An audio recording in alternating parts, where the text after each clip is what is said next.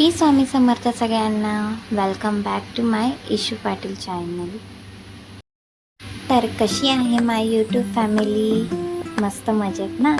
तर आज काहीतरी चविष्ट चटपटीत असं काहीतरी खावंसं वाटत होतं. तर त्यासाठी मम्मीने केली ती ही कुरडईची भाजी. तुमच्या घरी कुरडई आहे पण काय बनवायचं हेच कळत नाही, तर त्याचसाठी हा व्हिडिओ आहे.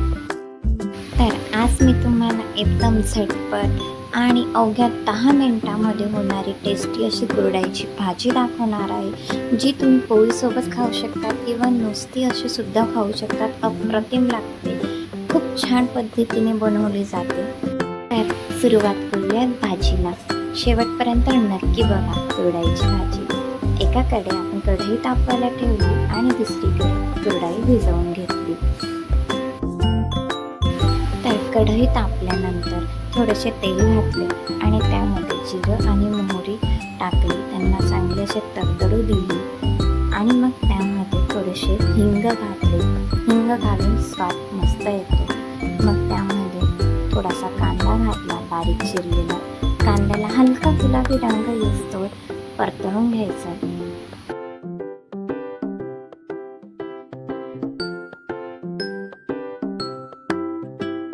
आणि कांदा होण्यात आला की त्यामध्ये थोडे मीठ घालायचे आणि लगेच टमॅटो घालायचा बारीक चिरलेला आणि टमॅटोलाही थोडेसे होऊ द्यायचे. चांगले हलवून घ्यायचे.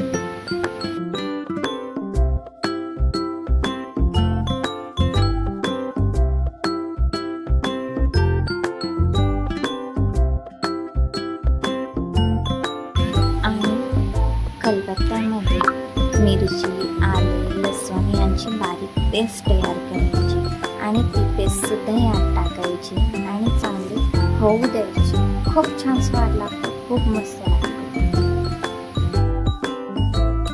माय यूट्यूब फॅमिली, अशा छान छान व्हिडिओजसाठी आपल्या इशू पाटील चॅनलला सबस्क्राईब करा आणि व्हिडिओ आवडल्यास व्हिडिओला लाईक करा. जे तुमचे मित्रमैत्रिणी असतील त्यांना हा व्हिडिओ शेअर करा, कारण त्यांनीसुद्धा बनवली पाहिजे ही भाजी. आणि ही भाजी कशी लागली हे मला कमेंट करून नक्की सांगा. घरी कोणी कोणी बनवली ते सुद्धा मला कळवा. तर आता टमॅटो झाल्यानंतर आपण या भाजीमध्ये काही बेसिक असे पावडर मसाले घालणार आहोत. लाल तिखट, हळद, धने पावडर, जिरा पावडर किंवा तुमच्याकडे घरगुती तुमचा जो काही काळा मसाला असेल, गरम मसाला असेल, ते सुद्धा तुम्ही घालू शकता. छान चव येते. आणि मग त्यानंतर थोडेसे पाणी घालून मसाल्यांना चांगलं एकजीव करून घ्यायचं, त्यांना शिजू द्यायचं.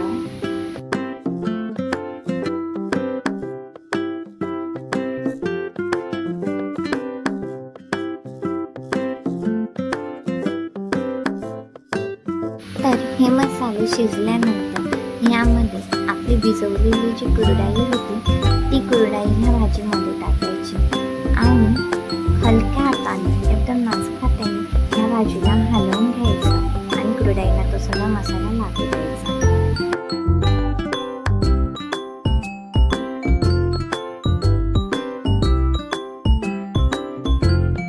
तर भाजी चांगली मीठ हलवल्यानंतर त्यामध्ये टाकायची बारीक चिरलेली कोथिंबीर टाकून अजून एकदा मीठ चांगली एकजीव करून घ्यायची आणि मग त्यानंतर 1 मिनिटाचं झाकण ठेवून भाजीला वाफ काढून घ्यायची.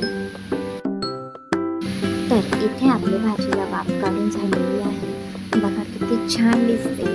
आपली भाजी खाण्यासाठी एकदम रेडी आहे. तुम्ही ही भाजी पोळीसोबत खाऊ शकता किंवा नुसती सुद्धा खाऊ शकता. खूप छान लागते, खूप टेस्टी लागते.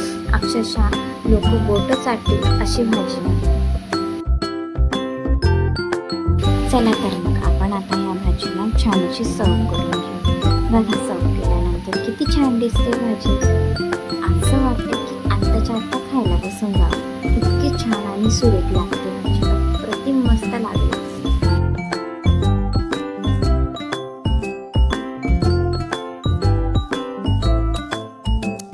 तर माय यूट्यूब फॅमिली, हा व्हिडिओ आवडल्यास व्हिडिओला प्लीज लाईक करा आणि आपल्या इशू पाटील नावाच्या चॅनलला सबस्क्राईब करा.